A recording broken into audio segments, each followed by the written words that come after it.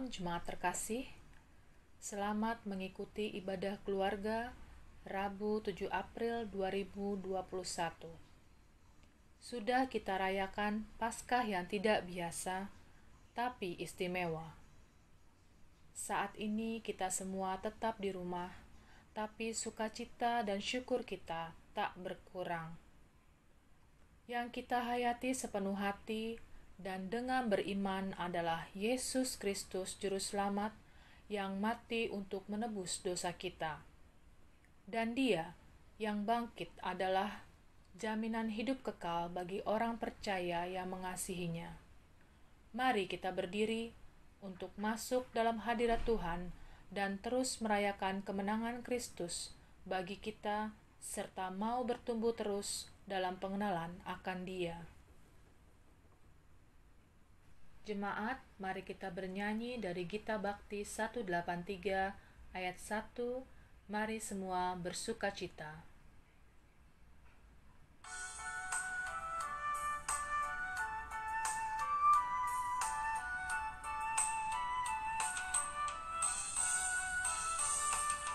Mari semua bersukacita, Kristuslah bangkit, sorak haleluya.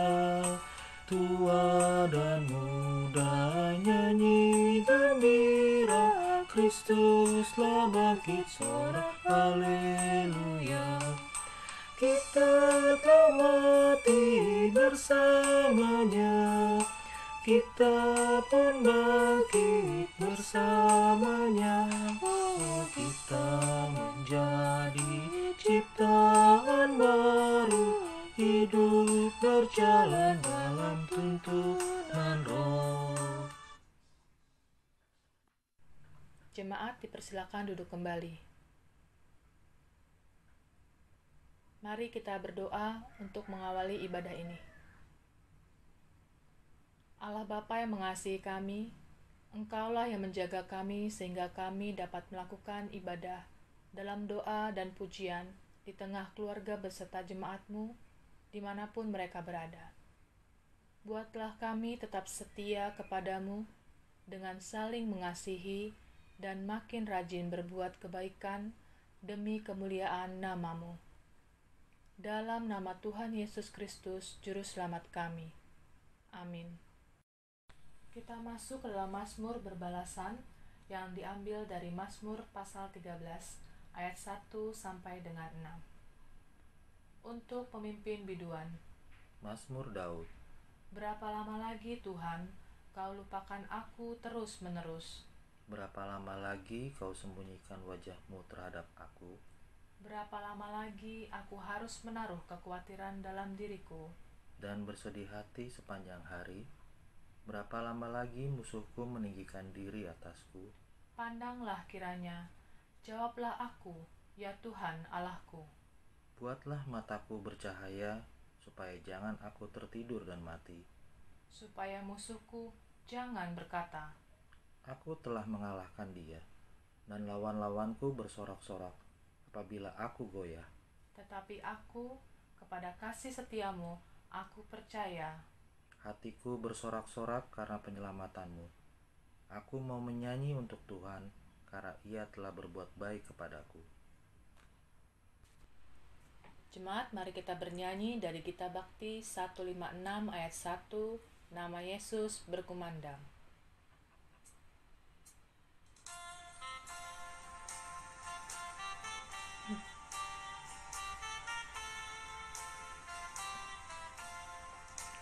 Nama Yesus berkumandang di sejarah dunia.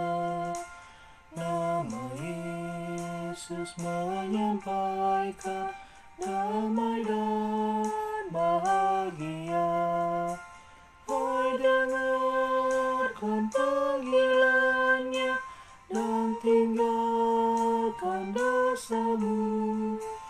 Tiap orang yang percaya pada Dia berteduh. Yesus, Kaulah surya rahmat, Kau kobar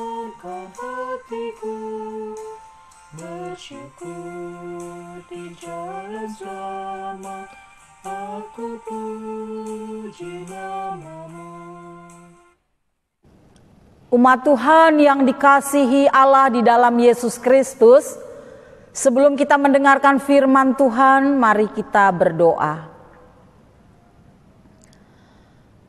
Segala hormat, puji dan syukur hanya kepada-Mu ya Bapa. Kami anak-anak-Mu siap untuk mendengarkan firman-Mu.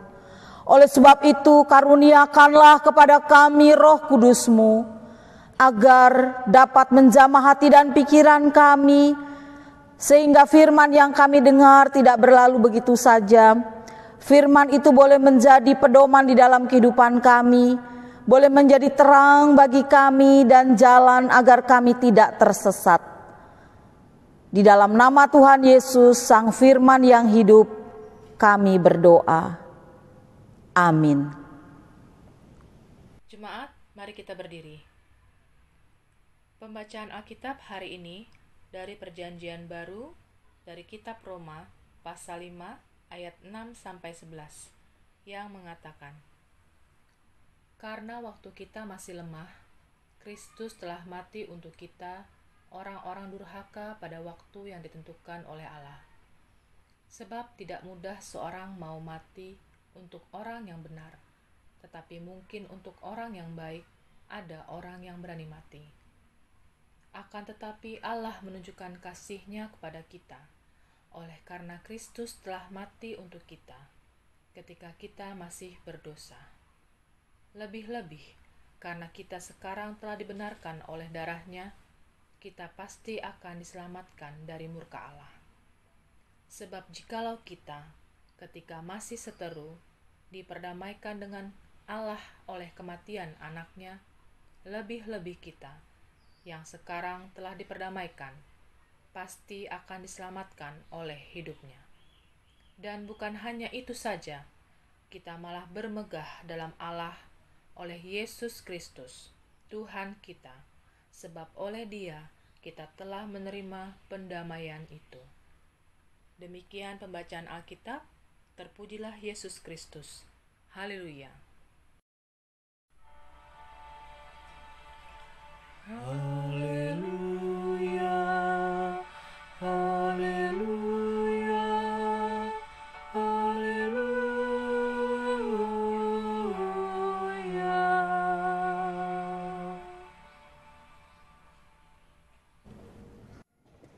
Saudara-saudara yang dikasihi dan yang mengasihi Tuhan Yesus Kristus, pernahkah Bapak Ibu Saudara dan juga saya tentunya kita merefleksikan kita sendiri ya, pernahkah kita berpikir kalau ada seorang pribadi yang rela berkorban bagi kita, berkorban yang tidak dapat dibandingkan dengan pengorbanan apapun yang ada di dalam dunia ini. Dia rela mengambil rupa seorang hamba, menjadi sama dengan manusia, menyandang gelar anak manusia. Dia kaya, rela jadi miskin. Dia turun ke dalam dunia ini, meninggalkan kenyamanannya. Bahkan dia terlahir pada saat-saat yang sukar, pada saat-saat yang sulit, hingga kelahirannya pun di palungan. Dia bahkan ditolak oleh orang Farisi, oleh ahli-ahli Taurat, bahkan dia juga dianiaya oleh prajurit Romawi. Dia menerima hukuman yang paling keji, dan bukan hanya itu saja Bapak Ibu Saudara, dia masih saja dihianati juga oleh salah satu muridnya, Yudas Iskariot misalnya, yang menjual dia dengan 30 keping perak. Atau bahkan juga seorang muridnya yang sangat terkenal, yang selalu bersama-sama dengan Yesus, yaitu Simon Petrus. Dia menyangkal 3 kali. Saudara-saudara yang dikasihi Allah dalam Tuhan Yesus Kristus, belum lagi ketika dia merasakan penderitaannya, Via Dolorosa, jalan penderitaan, dia dicambuk 39 kali, dia dipukul, dia dipaku kaki dan tangannya. Kemudian dia dimahkotai mahkota duri. Lambungnya pun ditusuk dengan tombak. Semua derita itu saudara-saudara dia terima bukan karena kesalahannya, tetapi dia terima semua itu karena untuk menanggung dosa umat manusia, termasuk dosa saudara dan juga saya, saudara-saudara. Dan pengorbanannya itulah yang telah menyelamatkan kita. Oleh sebab itu Yesus itu satu nama pribadi yang indah, yaitu Yesus Kristus. Dia juga adalah anugerah yang terindah yang kita miliki.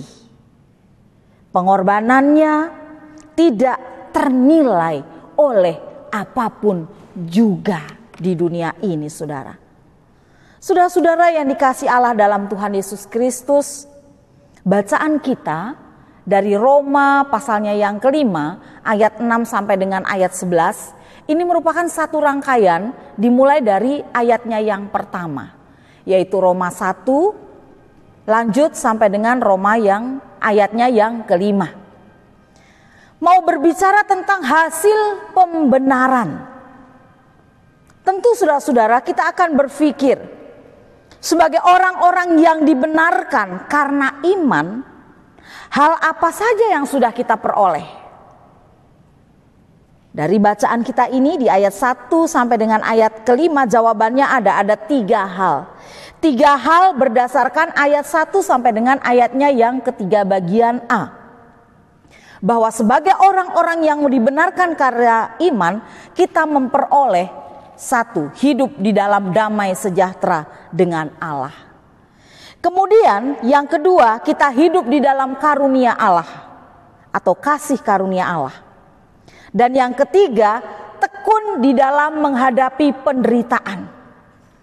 Nah, sikap iman yang seperti ini saudara-saudara tentu memberikan sebuah inspirasi dan kekuatan bagi orang-orang yang ada di sekitarnya. Dan sebagai orang-orang yang dibenarkan karena iman, dasar pengharapan kita itu adalah 5B. Dan pengharapan tidak mengecewakan. Karena kasih Allah telah dicurahkan di dalam hati kita oleh Roh Kudus yang telah dikaruniakan kepada kita. Jadi dasar pengharapan kita itu tidak lain dan tidak bukan karena kasih Allah yang telah dicurahkan dalam kehidupan kita oleh kuasa Roh Kudus, di mana kuasa Roh Kudus ini juga yang membawa kehidupan setiap orang beriman menapaki perjalanan hidupnya, kendati pun dia mengalami berbagai macam tantangan, berbagai macam penderitaan. Dan Rasul Paulus di sini mengajarkan kita tentang penderitaan yang seperti apa. Kita lihat ayat 6. Karena waktu kita masih lemah, Kristus telah mati untuk kita, orang-orang durhaka, pada waktu yang ditentukan oleh Allah. Sebab tidak mudah seorang mau mati untuk orang yang benar, tetapi mungkin untuk orang yang baik ada orang yang berani mati. Jadi kalau kita melihat di sini, penderitaan itu seperti apa? Penderitaan itu adalah penderitaan ketika seseorang lemah, ketika seorang tidak berdaya, ketika seorang tidak lagi hidupnya dikuasai oleh kedagingan, tetapi tidak lagi dikuasai oleh Roh Kudus, tetapi hidupnya dikuasai oleh kedagingan. Roh penurut tetapi daging lemah, kata firman Tuhan. Dan bagi mereka saudara-saudara yang hidup di dalam kesesaraan, sesungguhnya merefleksikan hidupnya itu tidak lebih berat atau tidak lebih besar penderitaannya dibandingkan dengan penderitaan yang dialami oleh Tuhan Yesus. Sebab justru ketika kita sedang berada di dalam masalah, sedang dalam pencobaan, sedang dalam pergumulan, sedang dalam penderitaan, sedang dalam, kalau boleh dikatakan di sini dalam ayatnya yang ketiga B, dalam kesengsaraan, semuanya itu justru membawa kita manusia dapat hidup tekun di dalam Tuhan. Ketika kita menderita, ketika kita ada dalam pergumulan, itu membawa ketekunan kita kepada Tuhan. Karena apa? Karena kita selalu berharap, kita selalu meminta kepada Tuhan. Bahkan ketekunan itu bisa menimbulkan tahan uji di dalam diri kita. Apakah kita mampu atau tidak menghadapi pergumulan yang berat? Apalagi di masa pandemik seperti ini ya saudara-saudara ya. Banyak orang yang mengalaminya. Nah, firman Tuhan ini menantang kita. Apakah kita kuat atau tidak menghadapi ujian yang berat itu? Nah, kalau kita menghadapi ujian atau tantangan yang berat itu, ayat 4 mengatakan, dan ketekunan menimbulkan tahan uji, dan tahan uji menimbulkan pengharapan. Dan pengharapan itu tidak mengecewakan. Karena pengharapan itu ada di dalam Tuhan. Jadi saudara-saudara, sesungguhnya semua itu nampak di dalam kehidupan kita. Ya, semua itu nampak ketika hidup kita sedang tidak baik-baik saja. Nampak ketika kita sedang tidak aman, ya, ketika kita sedang tidak fine-fine aja, tidak happy-happy saja. Tetapi hidup kita atau bahkan kualitas iman kita diuji ketika kita memiliki banyak masalah. Ketika kita banyak tantangan, ketika kita banyak pergumulan, apakah kita masih berharap atau tidak? Berharap pada Yesus Kristus itu atau tidak? Atau justru kita meninggalkannya? Saudara-saudara yang dikasih Allah dalam Tuhan Yesus Kristus, secara keseluruhan, ayat yang ke-6 sampai dengan ayat yang ke-11 di sini, Rasul Paulus mengajak kita untuk fokus pada kasih karunia Allah yang mewujud di dalam pengorbanan Kristus. Dan itu terjadi ketika, ayat 8 mengatakan, ketika kita masih berdosa. Melaluinya kita diperdamaikan dengan Allah dan menjadi anak-anaknya. Nah, kalau ketika kita masih berdosa saja, Allah sudah menyatakan kasih karunia-Nya, apalagi ketika kita sudah menjadi anak-anaknya. Mungkinkah Allah menarik kasih karunia-Nya itu, saudara? Tentu tidak. Tidak, saudara-saudara. Karena itu, jangan pernah berhenti untuk berharap. Sebab pengharapan kita tidak mengecewakan. Yang seringkali mengecewakan kita itu karena kita meletakkan pengharapan kita hanya kepada keinginan daging kita. Padahal rencana Allah bisa berbeda dengan keinginan kita. Saudara-saudara yang dikasihi Allah dalam Tuhan Yesus Kristus. Oleh sebab itu firman Tuhan mengingatkan saudara dan juga saya. Kita merefleksikannya dengan singkat, saudara-saudara. Kita diminta untuk fokus pada fakta bahwa kita, saudara dan saya, Bapak Ibu Saudara juga yang ada di rumah saat ini, kita ini adalah anak-anaknya. Kita diminta untuk bersandar pada kasih karunia Allah. Boleh kita tetap membawa keinginan kita, tetapi letakkanlah semuanya itu di bawah kasih karunia-Nya. Kalau keinginan kita tidak terjadi sesuai dengan apa yang kita inginkan, saudara-saudara, pasti ada maksud dan rencana Tuhan. Ada kasih karunia Tuhan yang lain yang Dia akan nyatakan kepada kita. Oleh sebab itu, hiduplah selalu di dalam cinta kasih-Nya. Jangan pernah berhenti berharap. Karena kalau kita sudah berhenti berharap, bahkan hari ini pun ketika kita punya masalah yang berat, tantangan dan pergumulan apapun yang berat, lalu kita stop, kita berhenti berharap pada Kristus, maka kita akan kehilangan kasih karunia itu. Karenanya Rasul Paulus menginginkan dan bahkan mengingatkan kita, hidup kita hari ini, besok, bahkan selama-lamanya adalah hidup di dalam pengharapan. Sebab pengharapan tidak akan pernah mengecewakan. Saya sakit, atau mungkin anggota keluarga kita yang sakit. Berharaplah selalu kepada Tuhan. Ada suatu kuasa dan mujizat Tuhan yang terjadi, yang dapat menyembuhkan kita, yang dapat menjamah kita, menjamah anak-anak kita, memulihkan suami kita, memulihkan istri kita, memulihkan anak-anak dan cucu-cucu kita. Berharaplah selalu pada Dia, Kristus Yesus yang sudah bangkit itu. Kalau saudara-saudara saat ini hidup tertekan, hidup benar-benar tertekan, tidak bisa berbuat apa-apa, karena saudara-saudara merasa sudah hilang pengharapan, maka stop. Jangan lakukan itu, tetapi bangkitlah dan lihatlah bahwa Kristus yang bangkit itu akan selalu memberikan semangat bagi kita. Kristus yang bangkit itu akan selalu memberikan secercah pengharapan. Oleh sebab itu, isilah ruang hati kita, kekosongan jiwa kita yang tadinya tidak berpengharapan itu, isilah selalu di dalam pengharapan kasih Tuhan. Sebab sekali lagi firman Tuhan tadi mengatakan, pengharapan di dalam Kristus Yesus tidak akan pernah mengecewakan.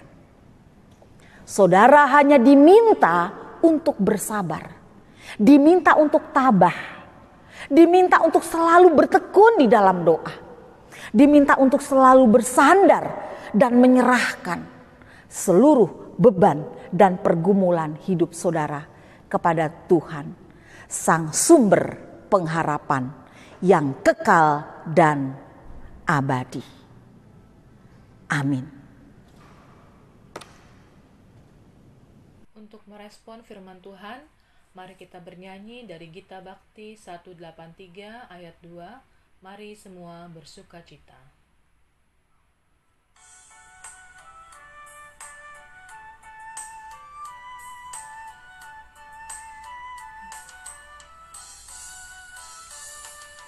Kristus pendamai Allah dan kita, sehingga kita saling didamaikan. Kita menjadi alat pendamai Allah dan manusia dan sesamanya. Kita tak mati bersamanya, kita pun bangkit bersamanya. Oh, kita menjadi ciptaan baru, hidup berjalan dalam tuntunan Roh. Saudara-saudara, mari kita menaikkan doa syafaat.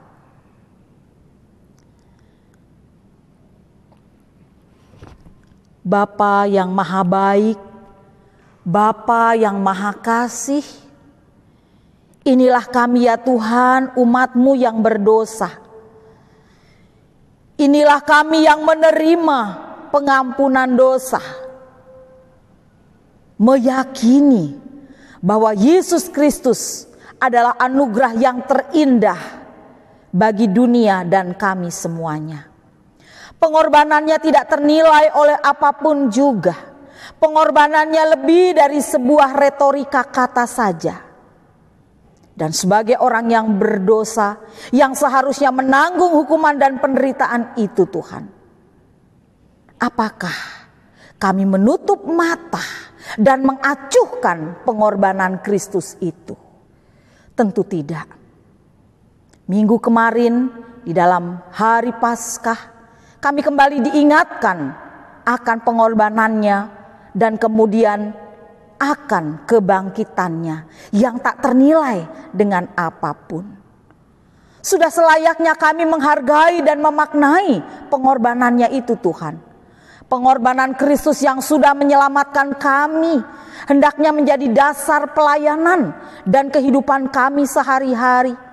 Dan hidup yang sudah diselamatkan dari hukuman dosa ini Tuhan, hendaknya kami hidupi dengan hidup yang benar, dengan hidup takut akan Tuhan dan seturut firman dan kehendak-Nya, sehingga hidup kami menjadi berkat bagi sesama kami dan menyenangkan hati Tuhan.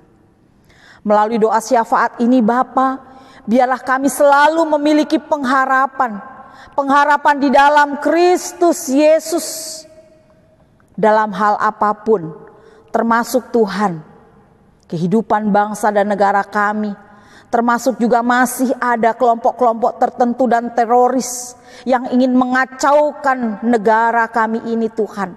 Yang ingin memporak-porandakan anak-anak Tuhan. Oleh sebab itu kami berdoa buat mereka Tuhan. Ampunilah mereka Tuhan. Karena mereka tidak tahu apa yang mereka perbuat. Di dalam pengharapan ini kami juga menaruh seluruh harapan kami. Orang-orang Kristen, orang-orang percaya di dunia, termasuk kami di Indonesia, yang mendambakan hidup normal, hidup terbebas dari COVID-19. Oleh karena itu Tuhan, teguhkanlah iman kami menghadapi situasi seperti ini. Tapi di sisi lain kami juga bersuka cita dan berterima kasih karena Engkau telah mengirimkan orang-orang yang baik, para ilmuwan juga yang menghasilkan vaksin, sehingga vaksin itu juga boleh kami terima. Dan biarlah banyak orang yang divaksinasi Tuhan mendapat kekebalan tubuh yang lebih baik lagi. Dan biarlah vaksin yang ada di Indonesia ini boleh tercukupi Tuhan buat kami semua. Terima kasih untuk Engkau yang baik melalui pemerintahan kami, pemerintahan yang ada di negara Indonesia ini. Kami juga berdoa agar Tuhan memberkati pelayanan gereja Tuhan. Gereja Tuhan di mana-mana termasuk GPIB. Pelayanan di tingkat sinodal, di Mupel, Jakarta Barat, di mana kami juga boleh memilih kembali kepengurusan yang baru untuk 2 tahun ke depan. Berkatilah kepengurusan kami.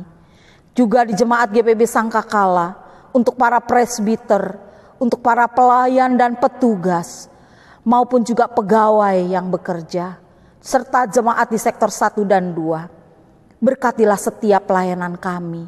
Tidak lupa juga jemaat kami yang sedang dalam keadaan sakit Tuhan. Biarlah mereka selalu menaruh pengharapan mereka untuk orang-orang yang mereka kasihi yang sedang dalam keadaan sakit. Ibu Hedi dan juga Kevin menaruh pengharapan kepada Kristus Yesus agar dapat menyembuhkan dan memulihkan Bapak Penatua Lepar. Demikian juga Ibu Foni, Bapak Rudi Patinama, dan anak-anak baik Sisi maupun juga Willy juga menaruh pengharapan kepada Kristus Yesus yang bangkit, bisa menyembuhkan kembali Tuhan Kurt Louis Patinama yang saat ini masih sakit dan terbaring di rumah sakit. Demikian juga Tuhan Yesus, kami juga mau berdoa untuk saudara-saudara kekasih kami, para orang tua kami, Bapak Rakut Sembiring. Biarlah Ibu Sembiring dan Ibu Cici juga menaruh pengharapan yang sejati pada Kristus Yesus yang bangkit, yang boleh kembali memulihkan keberadaan Bapak Rakut Sembiring. Serta semua Tuhan saudara-saudara kami yang sekarang sedang dalam pemulihan juga, kesehatannya agak terganggu, yang tidak sempat kami sebutkan satu persatu. Jamahlah mereka juga Tuhan. Termasuk kami para orang tua, para duda janda anak yatim piatu. Jamahlah mereka juga Tuhan. Biarlah masing-masing pribadi menaruh pengharapan mereka kepada Kristus Yesus. Sebab ketika kami hidup di dalam pengharapan di dalam Kristus Yesus tidak akan pernah mengecewakan kami. Inilah kami semua Tuhan. Kami juga berdoa untuk saudara-saudara kami di NTT Tuhan, yang beberapa saat lalu juga terkena bencana alam, yang meluluh lantahkan rumah, fasilitas, bahkan juga sawah ladang mereka, bahkan semua Tuhan, mereka habis Tuhan, bahkan kehidupan mereka juga saat ini sedang diuji Tuhan. Tapi kami percaya mereka punya iman yang teguh di dalam Kristus. Kendatipun mereka mengalami bencana alam ini Tuhan, kami percaya mereka kuat, mereka bersandar dan mereka selalu berharap kepadamu. Kami yang mendoakannya Tuhan juga selalu berharap, selalu berpengharapan, meredakan bencana alam yang ada di sana. Tidak hanya di NTT tapi juga ada di tempat-tempat lain. Terima kasih ya Bapa di surga. Akhirnya kami menyerahkan seluruh hidup dan kehidupan kami kepadamu. Ampunilah segala dosa dan kesalahan kami, baik yang kami lakukan melalui pikiran, perkataan, dan perbuatan kami. Ya Bapa, di dalam pengasihan-Mu kami mohon, dengarlah doa kami. Peliharalah kami di dalam nama Tuhan Yesus Kristus yang mengajar kami berdoa bersama-sama. Bapa kami yang di surga, dikuduskanlah namamu, datanglah kerajaanmu, jadilah kehendak-mu di bumi seperti di surga. Berikanlah kami pada hari ini makanan kami yang secukupnya, dan ampunilah kami akan segala kesalahan kami, seperti kami juga mengampuni orang yang bersalah kepada kami. Dan jangan membawa kami ke dalam pencobaan, tetapi lepaskanlah kami daripada yang jahat.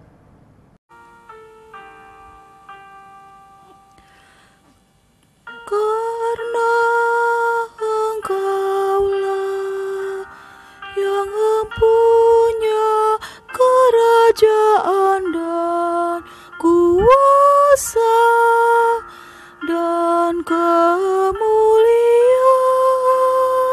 sampai selama-lamanya.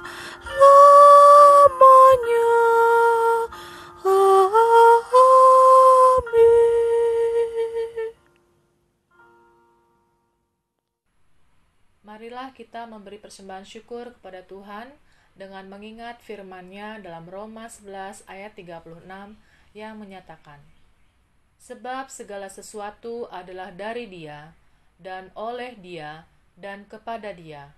Bagi Dialah kemuliaan sampai selama-lamanya. Tuhan memberkati kita dan persembahan kita.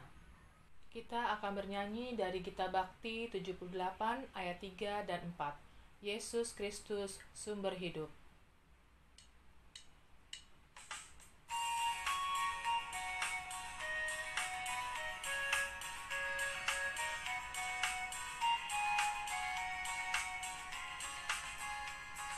Yesus Kristus sumber hidup, juru selamat Dialah, dalam terangnya ada hidup, puji Dia selamanya, bahagia dan sentosa dialami umatnya, sukacita dan sejahtera dalam Kristus selamanya.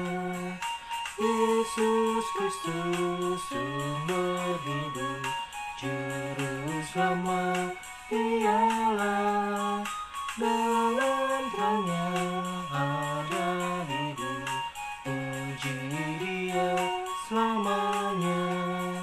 Ucap syukur hai umatnya, dengan harta dan benda, bahkan hidup seutuhnya persembahkan padanya. Yesus Kristus sumber hidup, juru selamat Dialah, dalam terangnya ada hidup, puji Dia selamanya. Jemaat, mari kita berdiri. Kita doakan persembahan kita.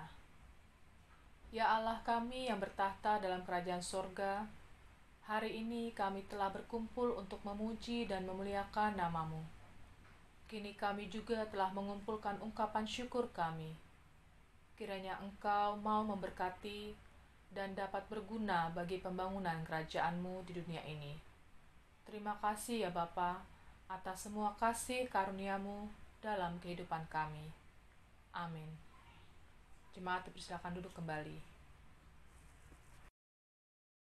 Saudara, mari kita berdiri. Hidup yang menjadi berkat dan menyenangkan hati Tuhan adalah hidup yang menghargai pengorbanannya. Jemaat, mari kita bernyanyi dari Gita Bakti 126 ayat 1. Damai sejahtera.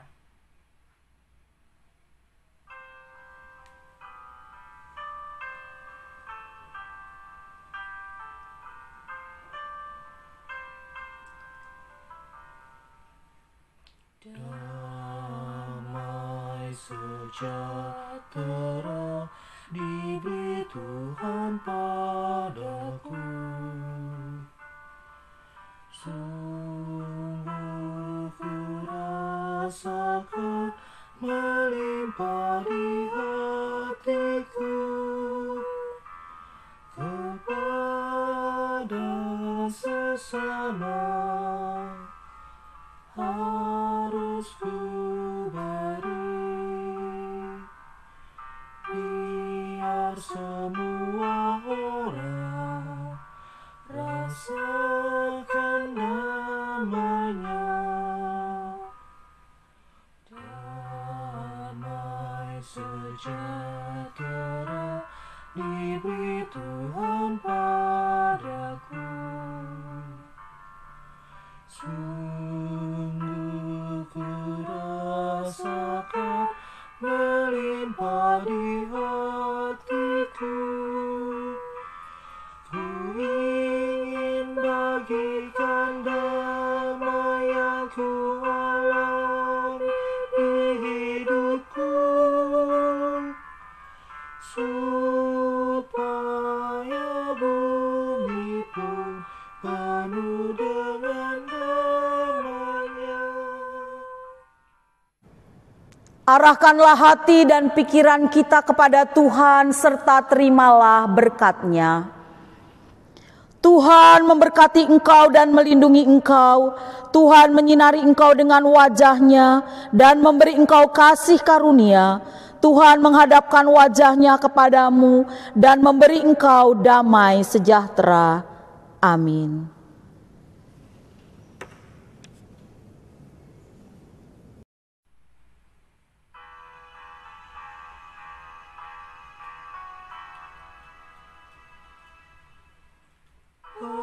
Amin, amin, ya benar adanya.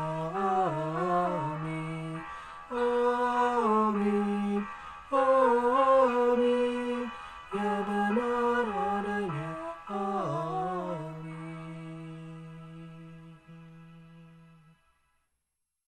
Ibadah selesai, Tuhan memberkati.